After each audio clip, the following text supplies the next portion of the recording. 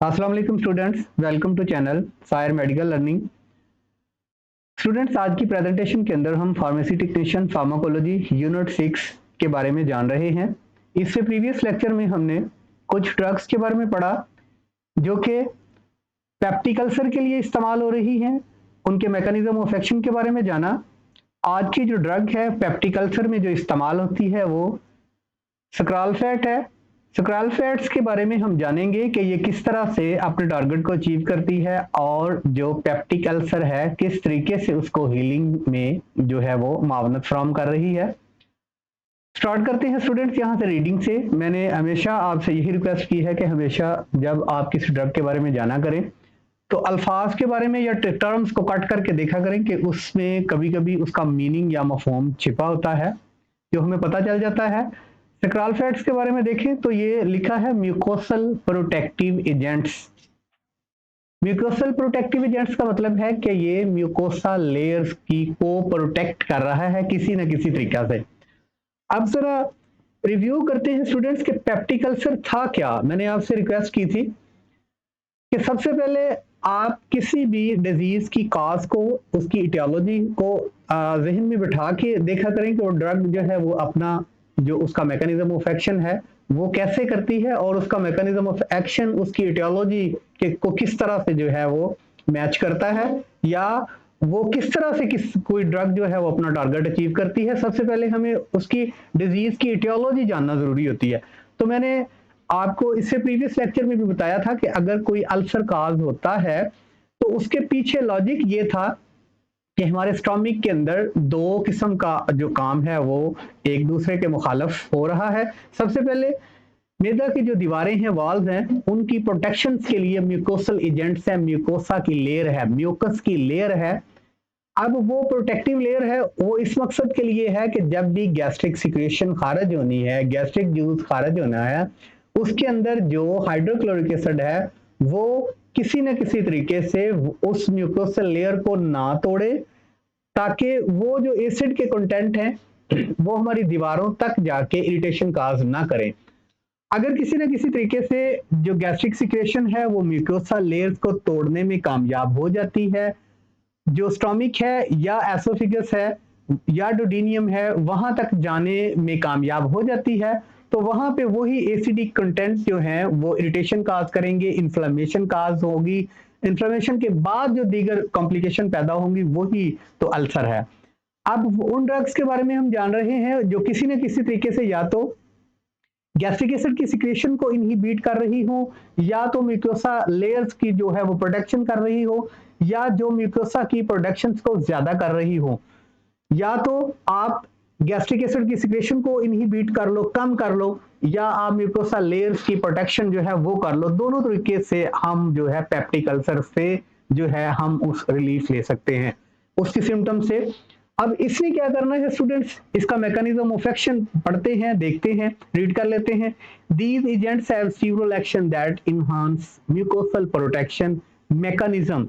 ये क्या करती है कि स्टूडेंट्स ये म्यूकोसल को प्रोटेक्ट करने का इसके अंदर मैकेनिज्म है। अब वो क्या है कि they are useful in mucosal injury. अब म्यूकोसल इंजरी हो रही थी, वो लेयर टूट रही थी, तो हमारे जो स्टोमिक के वॉल्स थे, मसल्स थे, वहां तक एसिडिक जो कंटेंट थे उसको इरिटेट कर रहे थे, उसके अंदर इंफ्लेमेशन कॉज कर रहे थे।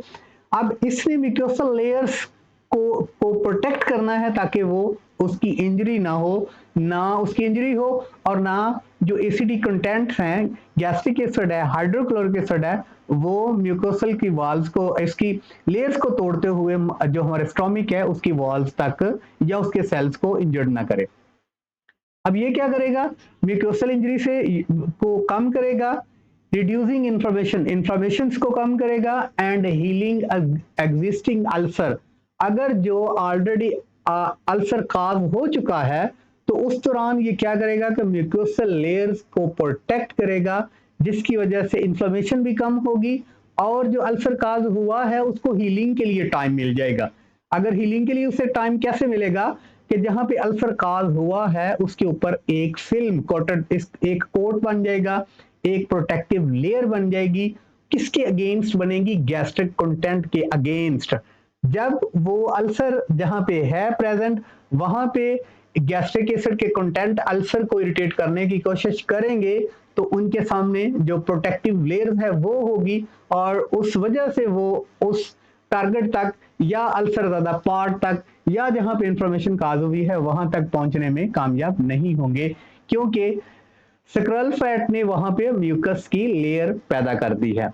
अब इसका मैकेनिज्म ऑफ एक्शन देखते हैं स्टूडेंट्स के। Sucralfate creates a physical barrier that impairs the diffusion of hydrochloric acid and prevent degradation of mucus by pepsin and acid.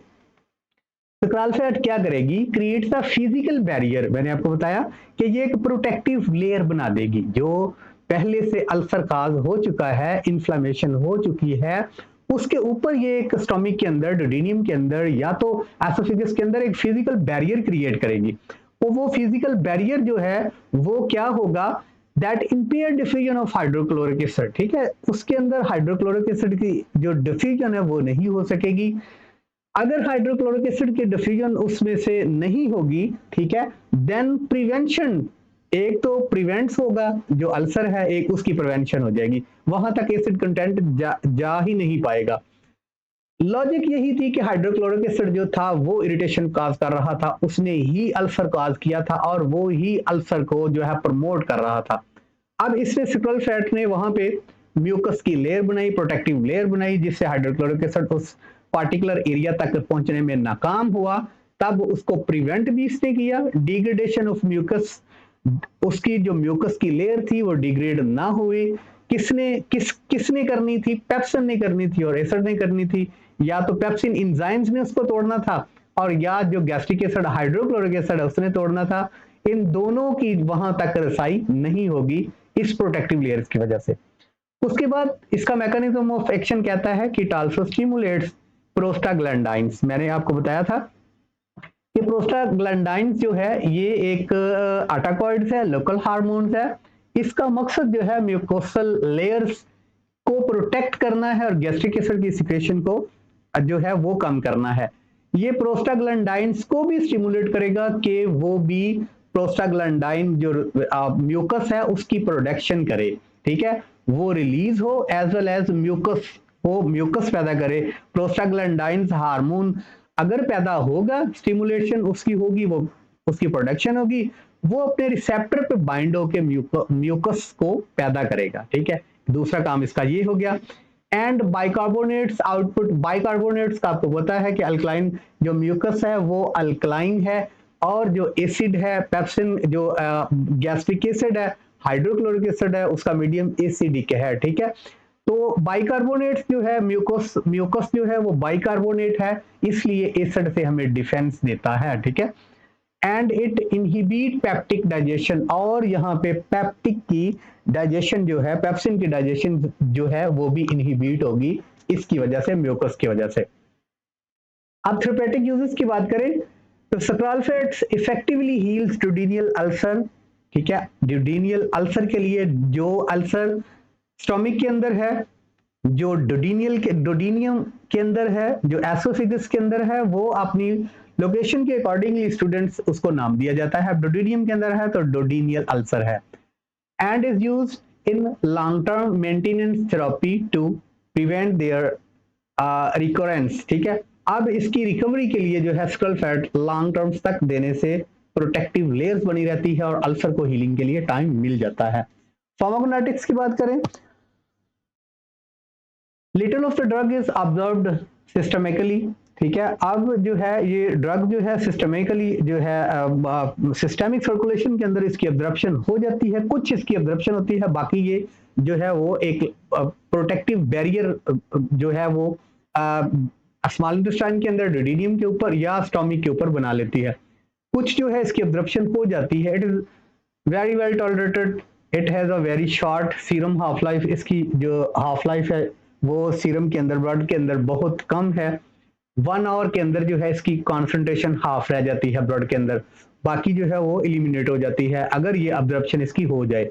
And it is excreted almost completely by the kidneys, और ये थारो urine, kidney इसको filter करके थारो urine इसको eliminate कर देती है। अब स्टूडेंट्स इसके एडवर्स इफेक्ट की बात करें तो लेस सीरियस साइड इफेक्ट हैं ऑफ स्क्रॉल फैट में इंक्लूड स्टमक पेन, स्टमक के अंदर पेन हो सकती है, कॉन्स्टिपेशन काज कर सकती है, कब्ज हो सकती है, डायरिया हो सकता है, नोजिया हो सकता है, अबकाइयाँ हो सकती हैं, वॉमिटिंग इसके साथ हो सकती है। तो स्टूडेंट्स इंशाल्लाह अगली जो प्रेजेंटेशन होगी वो हम पढ़ेंगे prototype drug use to treat diarrhoea के बारे में। आज के लिए इतना ही था। उम्मीद है कि आपको ये लेक्चर पसंद आया होगा। अगर आपको लेक्चर अच्छा लगा हो तो आप इस वीडियो को लाइक कर दें और जो चैनल पे नए दोस्त हैं वो चैनल को सब्सक्राइब कर दें। बहुत शुक्रिया। अस्सलाम वालेकुम।